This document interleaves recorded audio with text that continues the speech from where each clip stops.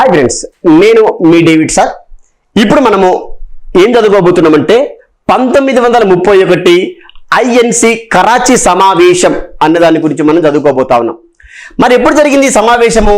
1931 మార్చి 29వ తారీఖు రోజున జరిగిందనమాట. మరి ఈ ఐఎన్సి కరాచీ సమావేశము జరగడానికి గల ప్రధానమైనటువంటి కారణం ఏంటంటే, చూడండి, మనకి 1931 సంవత్సరంలో మార్చి ఎన్నో తారీఖు రోజున? 5వ తారీఖు రోజున మనకి చూడండి, మనకి ఆల్రెడీ మీకు చూపిస్తుంది ఇక్కడ మనకి మార్చి 5వ తారీఖు రోజున 1931 మార్చి 5వ తారీఖు రోజున ఎవరెవరికి మధ్యలో? మనకి గాంధీజీ గారికి ఇర్విన్ గారికి మధ్యలో ఒక ఒడంబడిక అనేటువంటి జరిగింది. ఆల్రెడీ మనం చదువుకున్నాం ఇక్కడ ఇర్విన్ ఒప్పందం అని. గాంధీజీ గారికి మధ్యలో మరియు ఇర్విన్ గారికి మధ్యలో ఒప్పందం అనేది జరిగింది కదా. ఆ ఒప్పందంలో ఏం చేశారంటే కొన్ని రకాల నిర్ణయాలు తీసుకున్నారు. అంటే ఒప్పందం అని చెప్తున్నా కదా ఇక్కడ నేను. చూడండి, మనకి ఒప్పందం, ఈ ఒప్పందంలో తీసుకున్నటువంటి ఈ నిర్ణయాలు ఏవైతే ఉంటాయో మనకి ఈ నిర్ణయాలు ఏవైతే ఉంటాయో ఆ నిర్ణయాల పైన మరోసారి చర్చ చేయడం కోసము, ఆ తీసుకున్నటువంటి నిర్ణయాలని ఏ విధంగా అమలు చేయాలి, ఏ విధంగా అమలు చేస్తే బాగుంటది అన్న విషయం పైన చర్చించడం కోసమే జరిగినటువంటి సమావేశము ఐఎన్సి సమావేశం. ఐఎన్సి సమావేశం యొక్క ముఖ్యమైన ఉద్దేశము ఏంటి అని ఎగ్జామ్లో అడిగిండు మనకి. ఈ సమావేశము ఐఎన్సి కరాచీ సమావేశము జరగడానికి గల ప్రధానమైన కారణం ఏంటంటే 1931 మార్చి 5వ తారీఖు రోజున జరిగినటువంటి ఒప్పందము కారణంగానే ఈ సమావేశం అనేది జరిగింది అన్న విషయాన్ని ఇక్కడ మనం గమనించాలి. మరి ఇక్కడ ఈ సమావేశం జరిగింది చూడండి, గాంధీజీ ఇక్కడ గాంధీజీ మరియు ఇర్విన్ల మధ్యలో మనకి ఏం జరిగింది? ఇక్కడ మనకి జరిగినటువంటి ఒప్పందం అని చెప్పిన కదా. మనకి ఇక్కడ ఈ ఒప్పందం అనేది జరిగింది. ఎప్పుడు జరిగిందని చెప్పిన? మనకి మార్చి 5వ తారీఖు ఒప్పందం జరిగిందని చెప్పిన కదా. జరిగిన ఒప్పందం పైన చర్చించి ఈ ఒప్పందాన్ని ఆమోదించాలి. జరిగిన ఒప్పందం ఏదైతే ఉందో దాన్ని ఆమోదించుటకు 1931 మార్చి ఎన్నో తారీఖు రోజున? 29వ తారీఖు రోజున ఎవరి అధ్యక్షతన అంటాడు ఇక్కడ మనకి? సర్దార్ వల్లభాయ్ పటేల్ అధ్యక్షన కరాచీలో ఒక సమావేశం అనేటటువంటిది జరిగింది. ఆ సమావేశం ఎప్పుడు జరిగింది? కరాచీ సమావేశం అనగానే ఇది గుర్తుకుండాలి మీకు. 1931 మార్చి 29వ తారీఖు రోజున. మరి కరాచీ సమావేశానికి అధ్యక్షత ఎవరు వహించినారు అంటే సర్దార్ వల్లభాయ్ పటేల్ గారు అధ్యక్షత వహించడం అనేది జరిగింది. ఇది ఒక క్వశ్చన్. జరగడానికి గల కారణం ఏందో చెప్పిన కదా నేను. జరగడానికి గల కారణం ఏంది?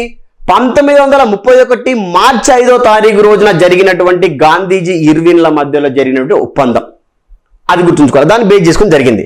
చూడండి, మనకి ఇప్పుడు 1931 మార్చి 23వ తారీఖు రోజున మనకి బ్రిటన్ ప్రభుత్వం ఏం చేసింది? భగత్ సింగ్, రాజ్గురు, సుఖ్దేవులను ఉరి తీయడం అనేది జరిగింది. అంటే గాంధీజీ గారు అక్కడ గాంధీజీ గారికి ఇర్విన్ గారికి మధ్యలో జరిగినటువంటి ఒప్పందంలో మనకి మార్చి 5వ తారీఖు రోజున ఒప్పందం జరిగింది కదా. ఆ ఒప్పందంలో కొన్ని రకాల ఒప్పందాలు జరిగినప్పుడు వీళ్ళ ఉరిని రద్దు చేయమని కోరి ఉంటే ఇప్పుడు వాళ్ళని ఉరి తీసే వాళ్ళ కార్యమో చెప్పలేము. ఆడ ఉరిని ఏం చేశారు? ఉరి శిక్ష గురించి ఎలాంటి ప్రస్తావన అనేది చేయలేదు కాబట్టి వాళ్ళు ఉరి తీసినారు. ఏ రోజున ఉరి తీసినారన్నాడు ఎగ్జామ్లో. ఏ రోజున ఉరి తీసినారంటే 1931 మార్చి 23వ తారీఖు రోజున భారత ప్రభుత్వము భగత్ సింగ్, రాజ్గురు మరి సుఖ్దేవులను ఉరి తీయడం జరిగింది. అంటే ఈ ఉరి శిక్షను రద్దు చేయమని ఒకవేళ గాంధీజీ గారి కోరి ఉంటే పరిస్థితులు వేరేలాగా ఉండేవేమో. అందుకే భారతీయ యువత మొత్తం కూడా గాంధీజీ గారి పైన కోపపడడం అనేది జరిగిందన్న విషయాన్ని గమనించాలి. గాంధీజీ ఈ సంఘటన గురించి బ్రిటిష్ వారితో చర్చించలేదు, కావున భారతీయ యువత గాంధీజీ గారిని తప్పు పట్టినారు అన్న విషయాన్ని ఇక్కడ మనం ఆల్రెడీ చెప్పిన కదా, యువత తప్పు పట్టినారని చెప్పేసి. అందుకే గాంధీజీ గారి అంటే కొద్దిగా కోపం కూడా ఉంటుంది యువతకు. చూడు, మనకి పంజాబ్ నవాబ్ భారత సభ ఆధ్వర్యంలో గాంధీజీకి వ్యతిరేకంగా నిరసన కార్యక్రమాలు జరిగినాయి. అంటే ఇప్పుడు ఎందుకు నిరసన కార్యక్రమాలు జరిగినట్టే ఇక్కడ వీళ్ళని ఉరి తీయడం అనేది జరిగింది కదా. చూడు, మనకి భగత్ సింగ్, రాజ్గురు, సుఖ్దేవులను ఉరి తీయడం జరిగింది కదా. అంటే ఉరి తీసినప్పుడు గాంధీజీ గారు ఎలాంటి మాటలు కూడా మాట్లాడలేదట. ఉరి శిక్షను రద్దు చేయమని కూడా వాళ్ళని కోరలేదంట. అందుకే చూడు, మనకి పంజాబ్ నవాబు భారత సభ, చూడు మనకి పంజాబ్ నవాబు భారత సభ, ఇది కూడా క్వశ్చన్ మనకి. ఆధ్వర్యంలో గాంధీజీ గారికి వ్యతిరేకంగా నిరసన కార్యక్రమాలు చేసినారు. అంటే అందులో బాగా ఎక్కువగా యువత ఉండడం అనేటువంటి జరిగింది. ఇది గుర్తుంచుకోండి.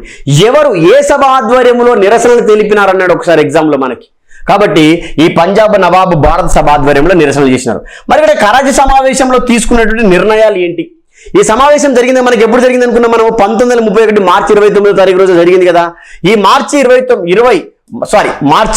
31వ తారీఖు రోజున మార్చి 29వ తారీఖు రోజున ఈ సమావేశం ఏదైతే జరిగిందో ఆ సమావేశంలో మార్చి 29వ తారీఖు రోజున జరిగినటువంటి సమావేశం ఏదైతే ఉందో ఆ సమావేశంలో కొన్ని నిర్ణయాలు తీసుకున్నారట. ఆ నిర్ణయాలు ఏంటి? ఉరికి బలి అయిన వారికి శ్రద్ధాంజలి చెయ్యాలి. ఎంతమంది ఉరికి బలి అయినారు? మనకి ఇక్కడ 3 ఉరికి బలి కావడం అనేది జరిగింది. ఎవరెవరు ఇక్కడ మనకి? భగత్ సింగ్, రాజ్గురు, సుఖ్దేవులను ఉరి తీసినారు.